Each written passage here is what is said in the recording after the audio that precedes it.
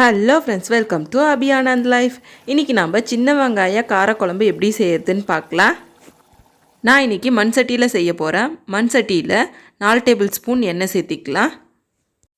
எண்ணெய் நல்லா காஞ்சதும் 1 டேபிள் ஸ்பூன் கடுகு சேர்த்திக்கலாம். கடுகு நல்லா பொரிஞ்சதும் 1 டேபிள் ஸ்பூன் வெந்தயம், 1 டேபிள் ஸ்பூன் சீரகம் சேர்த்திக்கலாம். சீரகம் நல்லா பொரிஞ்சதும் 5 பல் பூண்டை தோல் உரிச்சிட்டு தட்டிட்டு அதுக்கப்புறம் சேர்த்திக்கோங்க. 3 வரமிளகாவை உடச்சி சேர்த்திக்கலாம். எல்லாத்தையுமே 1 நிமிஷம் நல்லா வணக்கிட்டு அதுக்கப்புறம் வெங்காயம் சேர்த்திக்கலாம். வெங்காயம் 2ஆக கட் பண்ணாமல் இந்த மாதிரி முழுசாக சேர்த்திங்கன்னா ரொம்ப நல்லாயிருக்கும். வெங்காயம் வணங்குறதுக்கோசரம் லைட்டாக உப்பு சேர்த்திக்கலாம். வெங்காயம் ரொம்ப கருகிடக்கூடாது. லைட்டாக கலர் வந்ததும் நான் 3 தக்காளியை அரைச்சி எடுத்து வச்சுருக்கேன், அதை சேர்த்திக்கலாம். ஜாரில் கொஞ்சமாக தண்ணி சேர்த்திக்கலாம்.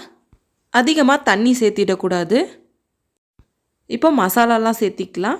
2 டேபிள் ஸ்பூன் மிளகாய் தூள் சேர்த்திக்கலாம். 1.5 டேபிள் ஸ்பூன் சாம்பார் பொடி சேர்த்திக்கலாம். 1/4 டேபிள் ஸ்பூன் மஞ்சள் தூள் சேர்த்திக்கலாம். 1.5 டேபிள் ஸ்பூன் மல்லித்தூள் சேர்த்திக்கலாம். அவ்வளோதான், எல்லா மசாலாவும் சேர்த்தியாச்சு.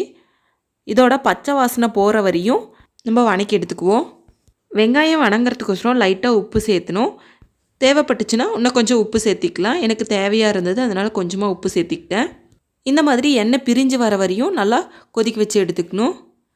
நல்லா எண்ணெய் பிரிஞ்சு வந்த அப்புறம் ஒரு நெல்லிக்காய் சைஸ் புளி ஊற வச்சுருந்தேன், அதை சேர்த்திக்கலாம். புளி சேர்த்திட்டு ஒரு 10 நிமிஷம் கொதிக்க வச்சு எடுத்தோங்கன்னா நம்மளுடைய சின்ன வெங்காய காரக்குழம்பு ரெடி ஆகிடுச்சு.